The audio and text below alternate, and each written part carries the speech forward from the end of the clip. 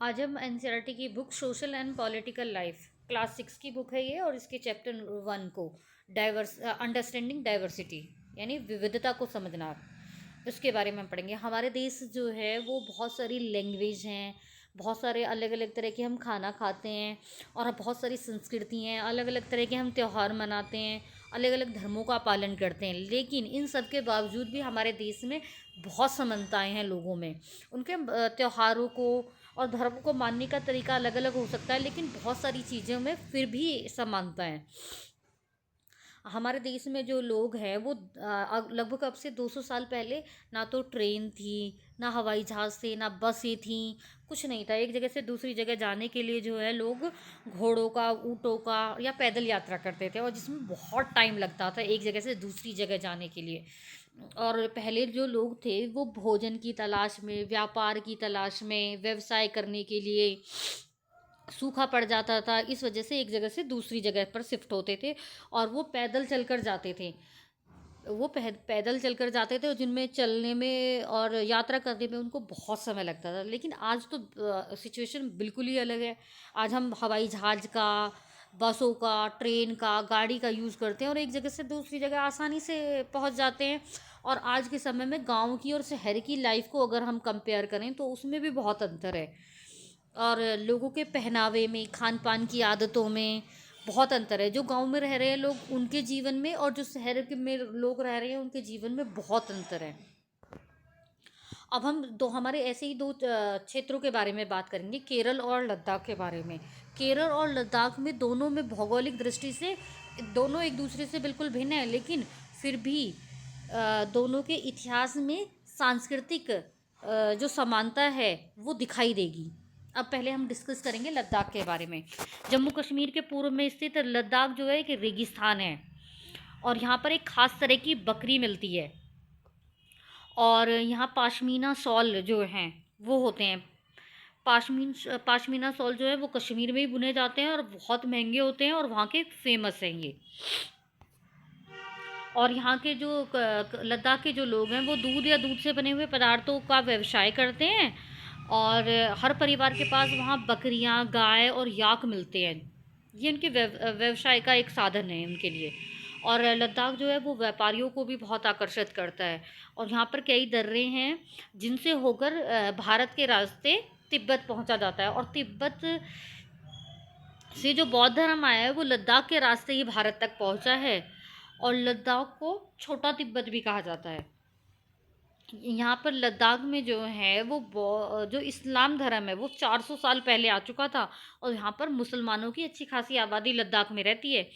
और तिब्बत का जो महाकाव्य है केसर सागा, वो लद्दाख के लोगों में काफ़ी लोकप्रिय है। अब हम बात करते हैं केरल की। केरल जो है दक्षिण पश्चिम कोने पर स्थित है, और एक राज्य है भारत का जो समुद्र से और पहाड़ियों से घिरा हुआ है।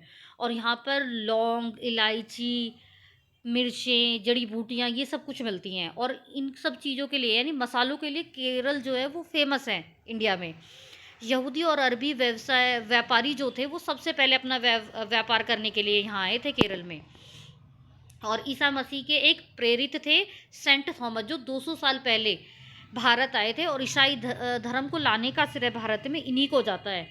और इब्ने बतूता ने भी भारत में 700 वर्ष पहले एक यात्रा की थी, और यहाँ एक यात्रा वृत्तांत लिखा था जिसमें मुसलमानों के बारे में उनके जीवन का वर्णन उन्होंने किया था।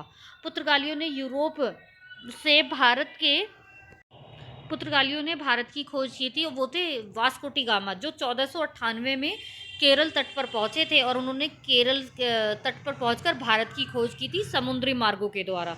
और ऐतिहासिक प्रभावों के कारण केरल में यहूदी धर्म के लोग, इस्लाम धर्म के लोग, ईसाई धर्म के लोग, हिंदू धर्म के लोग, बौद्ध धर्म जैसे विभिन्न धर्मों के पालन करने वाले लोग यहाँ हैं। मछली पकड़ना वहाँ के लोगों का एक मुख्य व्यवसाय है, और मछली पकड़ने के लिए एक जाले का प्रयोग किया जाता है जिसे चीनी जाला कहा जाता है।